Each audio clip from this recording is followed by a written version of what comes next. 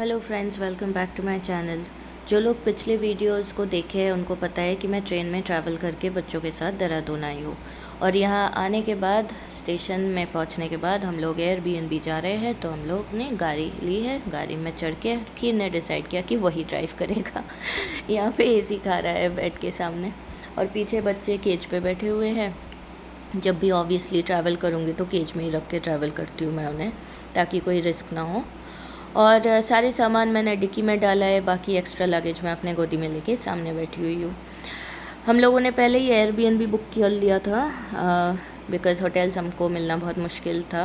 Pets के साथ कोई भी होटल नहीं मिलता है, मुश्किल से शायद एक पेट अलाउ करे, बट 3 पेट्स तो ऑब्वियसली नॉट।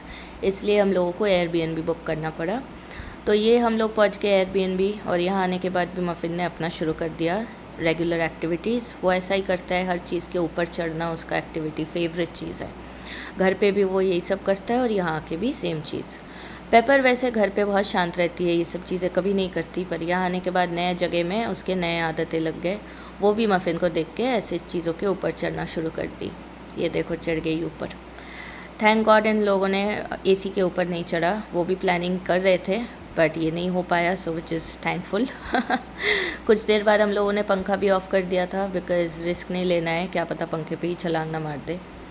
अब ऐसा होता है कि पेट्स के साथ रहना बहुत ही चैलेंजिंग है, मैं समझ सकती हूँ। इसी वजह से लोग अबैंडन कर देते हैं, but that was never an option for me. मैंने ऐसा सोच कभी भी नहीं रखा। जब से पेट पाली हूँ मुझे पता था, I have been a responsible person, कि मैं लाइफ में कोई भी डिसीजन लूँ तो ऐसे डिसीजन लूँ ताकि उस प्लान में मेरे बच्चे भी शामिल हो सके। मैं इनको अपने बच्चे की तरह सोचती हूँ, मैं कभी इनको जानवर नहीं समझती कि अबैंडन कर दूँ कहीं पे भी। आई होप मेरे बातों से कुछ लोग एटलीस्ट इंस्पायर हो, और लोगों का सोच बदले कि वो भी अगर कहीं पे रीलोकेट कर रहे हो तो अपने पेट्स को साथ में ले जाए और छोड़े नहीं। Well, it's a challenge, I do understand. Challenges मुझे भी फेस करने पड़ रहे हैं, but I am doing it. Airbnb का ऐसा होता है कि कोई टेक केयर करने का नहीं होता है, होटल नहीं है कि कर्मचारी है। यहाँ पे ट्रेन के बाद, ट्रैवल करने के बाद बिल्कुल भी आराम नहीं मिला। बहुत थक के आए थे, उसके बाद आने के बाद भी यहाँ पे सारा काम करके खुद का ही सब कुछ इंतज़ाम करना, खुद का खाना पीना का इंतज़ाम, साफ़ सफाई, कमरों का सब कुछ खुद ही करना पड़ा, क्योंकि this is not a hotel.